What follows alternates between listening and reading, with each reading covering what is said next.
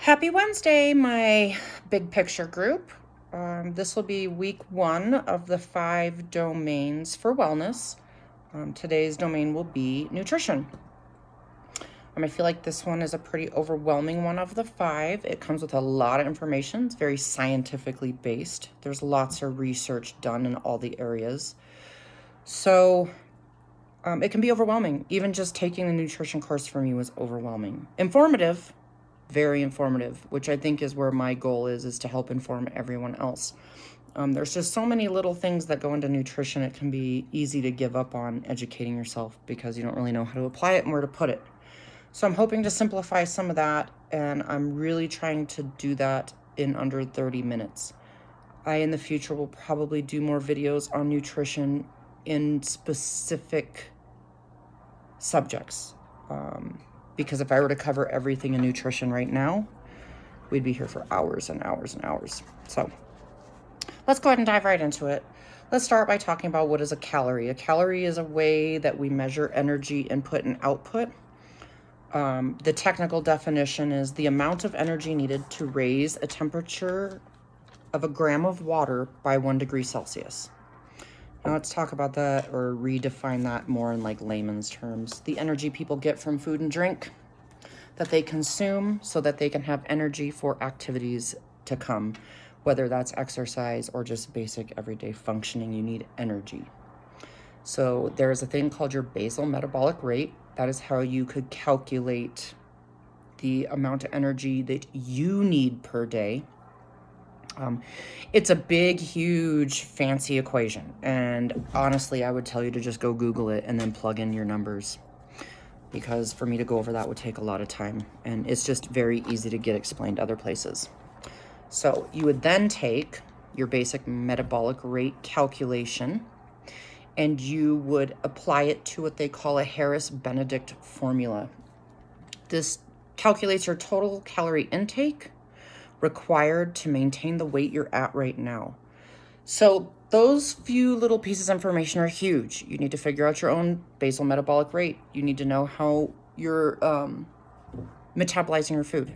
How are you using your energy? Are you putting more energy in than you're using? Or are you putting not enough energy in that you need?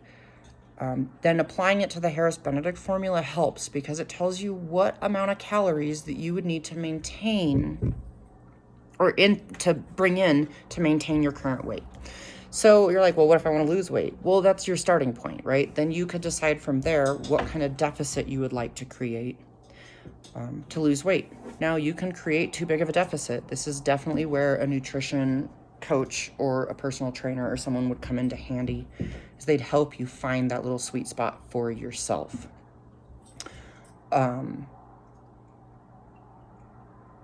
That takes me to subject number 2. So we just covered calories, energy, and how to calculate where yours is at.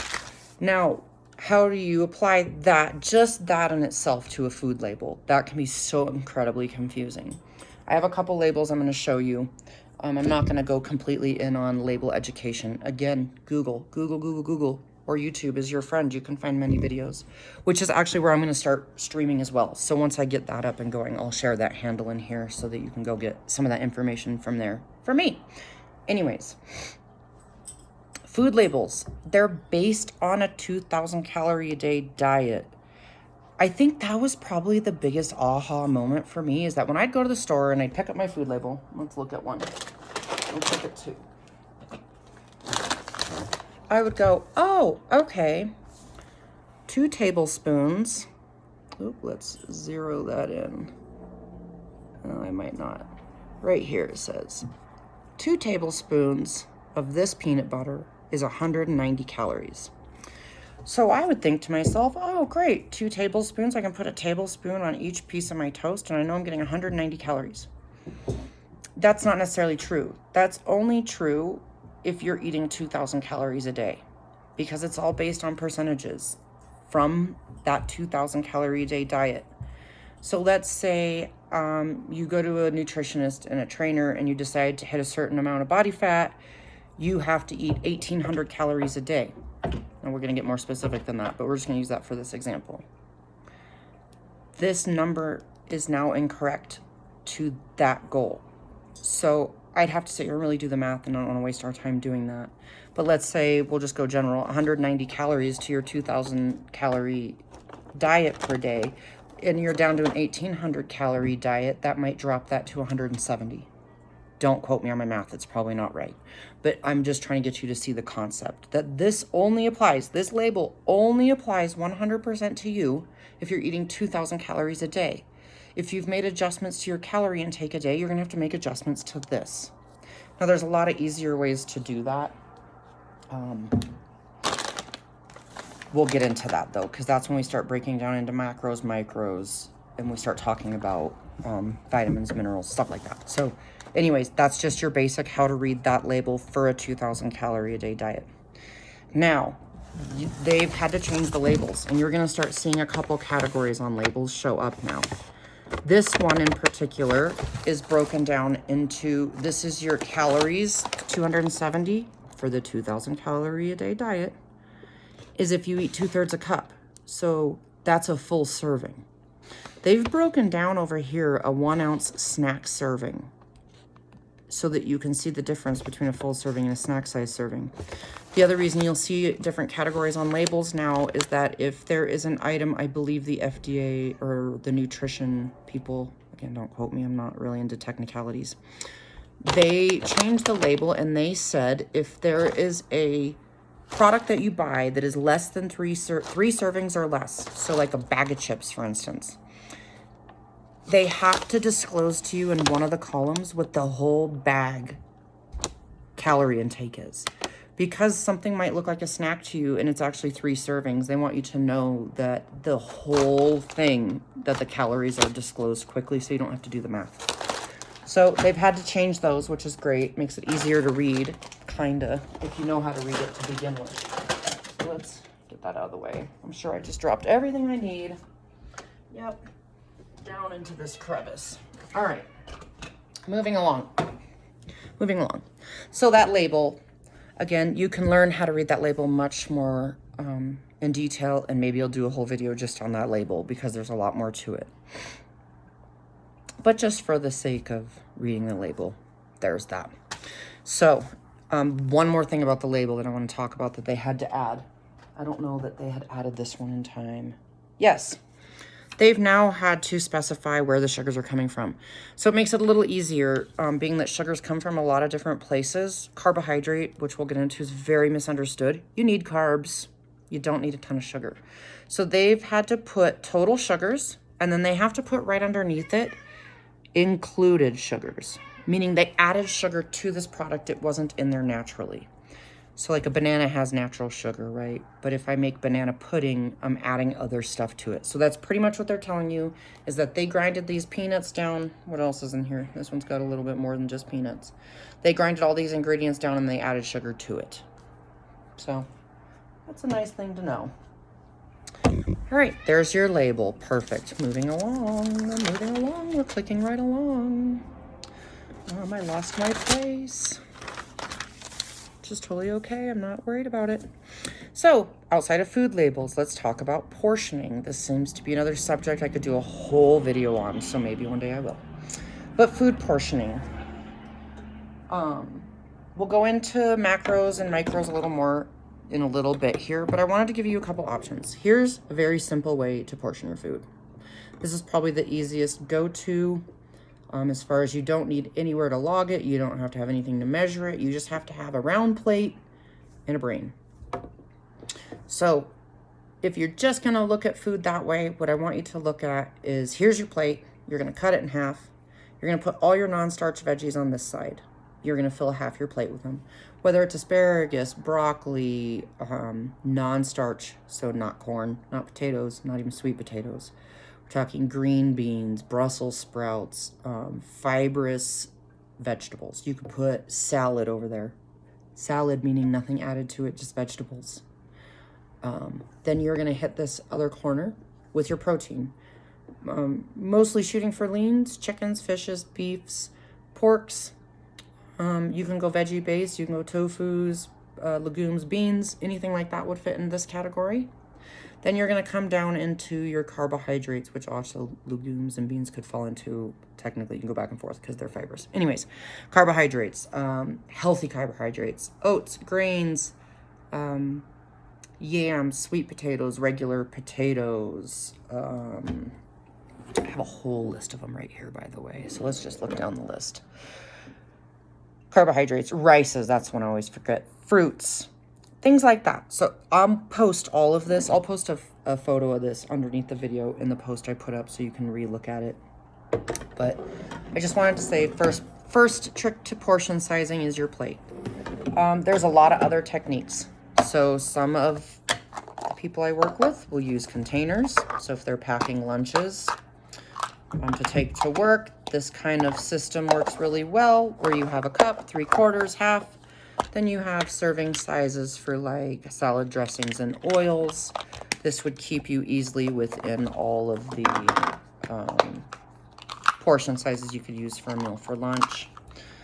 Another way I like to look at portion sizing, it's not necessarily portion sizing as much as just making sure your plate has lots of healthy options, is making sure you're eating the rainbow. When you look at your plate, it shouldn't be brown or yellow. There should be a lot of color and variation, texture, lots of different textures, lots of different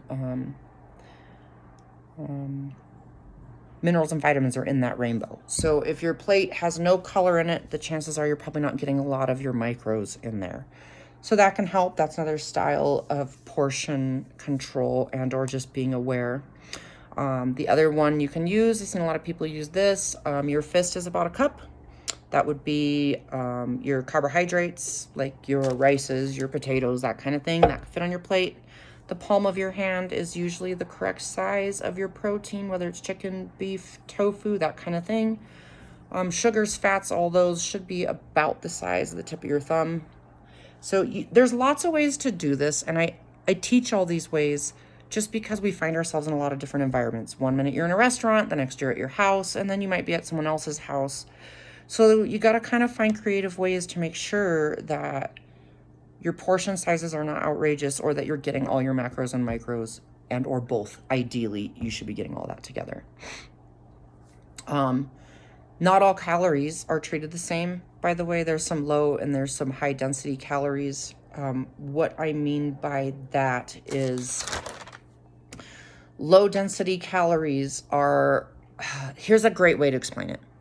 So you can either have a hamburger, cheeseburger from McDonald's, but we'll just use that for example. You could have that, or you could have a piece of salmon, some brown rice, and a thing of steamed vegetables. So the calories are going to be the same. High density calorie means you're getting less food and the calories are in it. Low density calories means that there's a lot of quality and quantity, but less calories in it. So you get to eat bigger quantity. So, and again, for each of us, it's going to be different on what we want. Some of us are okay with shoving something in our mouth and going. And some of us really want to sit down and actually have like a substantial meal. So again, a lot of these things are really interchangeable to who you are. Fabulous. Moving on. Let's talk about macros and micros a little bit here. Your macro spread and micro spread will be different for what your goals are, but I'm going to use the general on what they say is healthy for just the everyday human, not the athlete, not someone who's severely overweight, anything like that. So this is for your everyday Joe.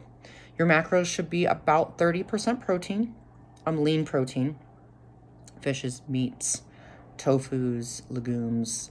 You can get a lot of proteins. A complete protein for a vegetarian would be, what did they say? They call it the Three Sisters. It's black beans, corn, and sweet potatoes. So there's a lot of ways to get that protein. It doesn't just have to be meat. It can be tofu. It can be a protein shake. It could be a lot of different ways. So protein's 30%. Carbohydrates are about 40 to 50% of your diet. I think that surprises a lot of people. I don't mean potato chips and ice cream. I mean sweet potatoes, broccolis, that kind of carbohydrate. Some of your rices, grains, quinoas, stuff like that. Fats about 20 to 30%. That even includes your avocados and your good fats, olive oils. We really don't want to have any Crisco, hydrogenated oils, things that have been changed or processed that aren't good fats. And then this one I think people really don't want to hear, but I have to throw it in there because they've added it as a micro, and it's alcohol.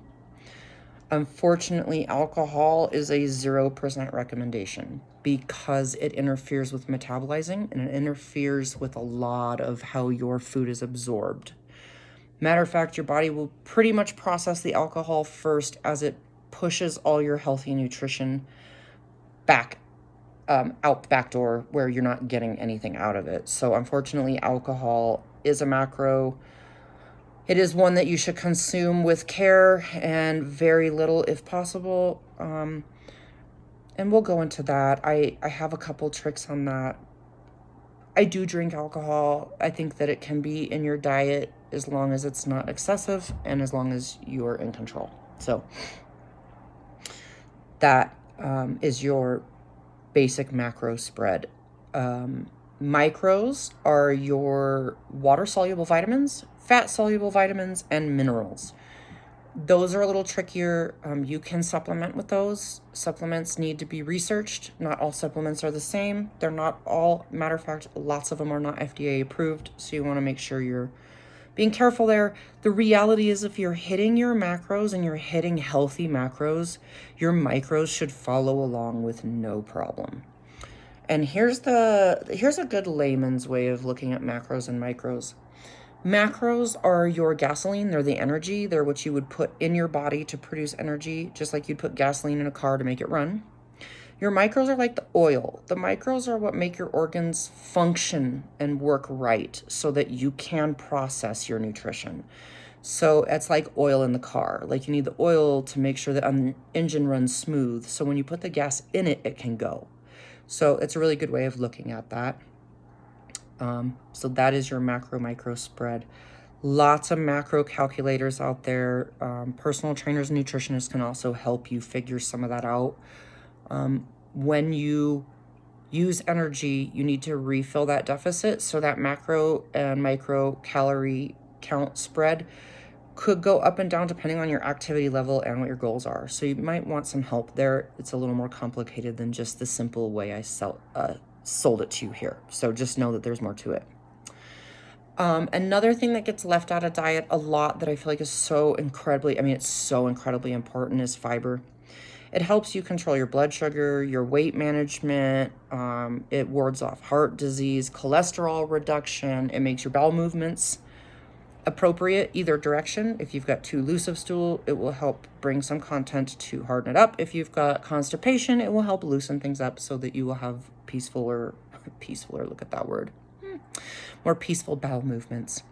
So anyways, it adds bulk and it can definitely help digestion. It helps scrape off the sides of your intestinal walls.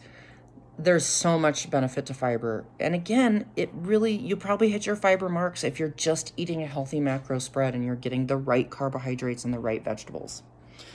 That can also be supplemented. Look into it. Make sure you talk to somebody like a physician or a dietitian first if you feel like you're having trouble there and you need more than just basic fiber. So there's that. Okay, moving on. We are just cruising through this. We might not be here as long as I thought, which is fabulous. Again, supplements, careful with them. The only supplement that's been workout supplement, I should say, to enhance muscle growth or anything. The only one that they've ever really studied that's worked well and that they know enough about is creatine. So creatine's natural, your body makes it. You can take it in a supplement form. Again, I wouldn't just go adding stuff to your body unless you're aware of what you're doing. So make sure you know about that. Most supplements, like I said, are not approved by the FDA. They have to hit certain markers to hit the shelves. So there's not that there's no regulation. There's just not great regulation. There's a lot of studies. You got to be careful about what studies you read on supplements and on results because everyone is trying to sell something, obviously. Most of them are not harmful. If anything else, they're just not effective. So you're just wasting your money. So keep that in mind. They're useful when they are. Again, having a professional help you with them is probably the best way to approach them, or just making sure you do a lot of the research on your own. So now that we have a lot of the scientific stuff out of the way, let's go into how we navigate diet in the real world. This is probably where I enjoy the most, is educating people on how to bring things into their lives to make positive changes, not whole life overhauls. By the way, everybody meet Kane. I'm actually surprised he hasn't made himself known before now, because he's really Henri Kitten, who's been really on one. So anyways, maybe he'll join our videos here and there, I'm sure of it. All right, navigating the real world. Where do I want to start with here? Let's start with diet style, because there's so many styles of diet.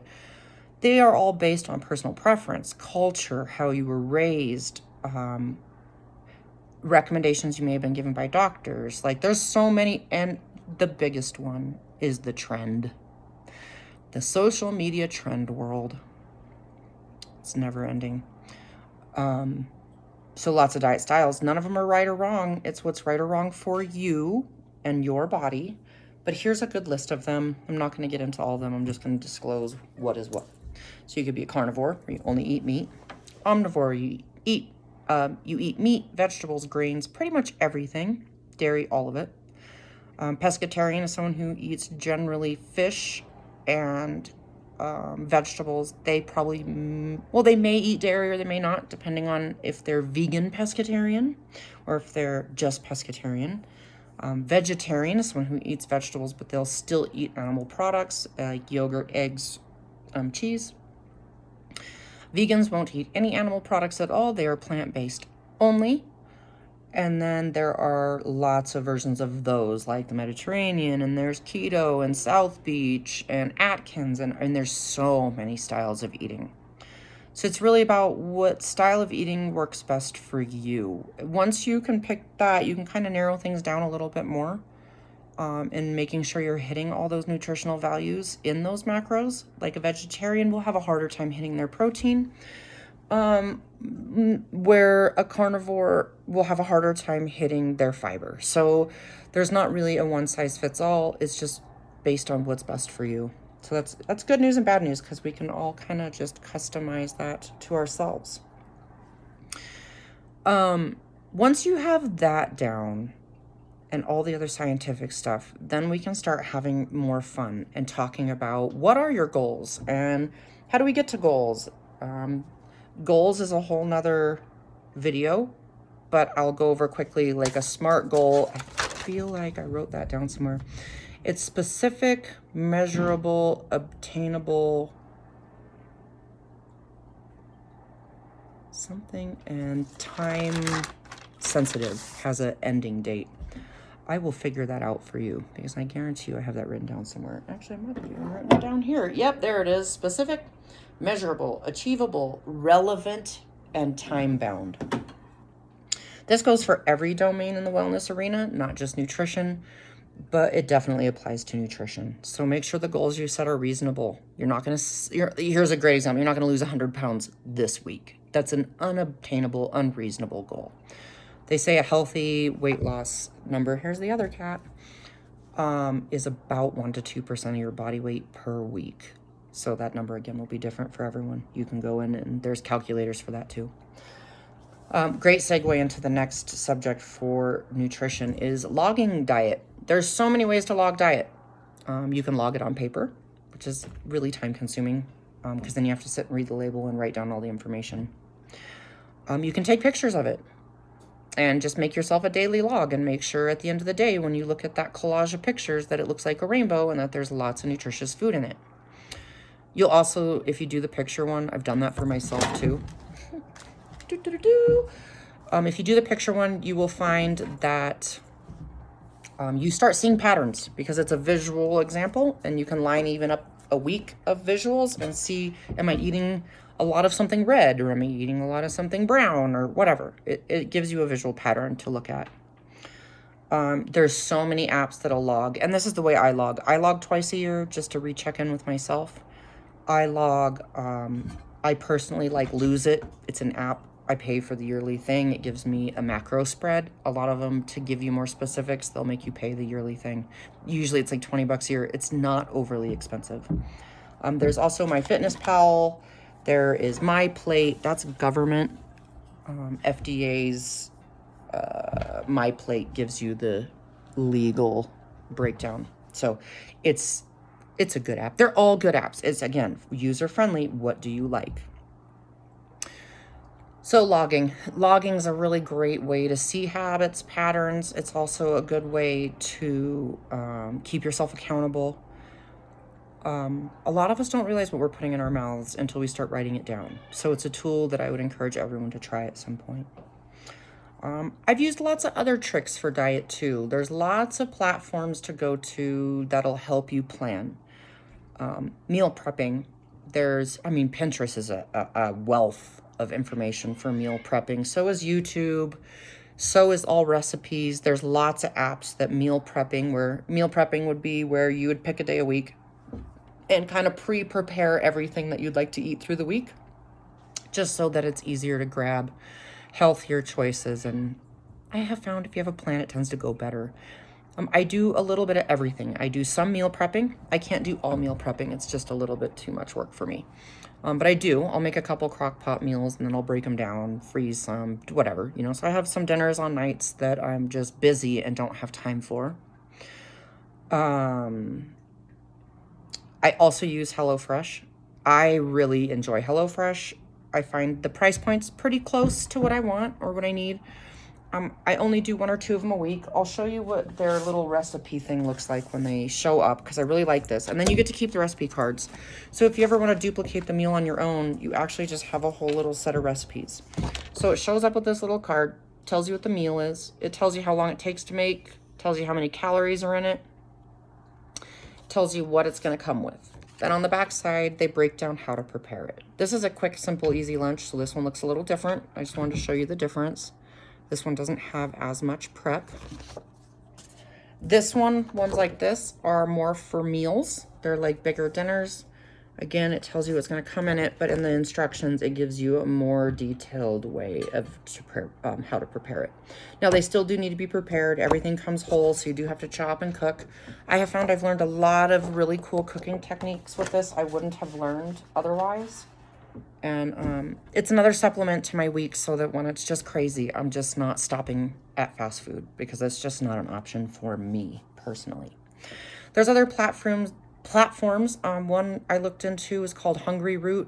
That was like HelloFresh, except for it wasn't meals in a bag. Along with HelloFresh, when you get this card, this meal comes in a brown bag and they go together, so you don't have to like fish it out. From what I understood about Hungryroot is that you would kind of put in how many meals you'd like for them to come up with you for the week, and they send you all the groceries. I could be totally wrong. I got to the point where you pay and then I stopped because I just wanted to see what it looked like. So all of them will let you specify what kind of foods you like, don't like. Like, they make it very easy. They make it very streamlined to... I feel like we're trying to be healthier as a society. Like, we're getting there with diet. We're at least aware of it. So lean into a lot of these resources. I'm finding that these resources are a lifesaver for me. They really are.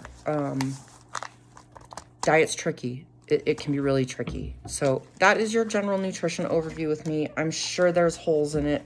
I'm sure there's parts that you're left with questions. I mean, like I said, I'm going to come back and we'll definitely be doing other videos on diet, because, I mean, I could go into a whole video on diet style alone, calorie density alone. I mean, any of them.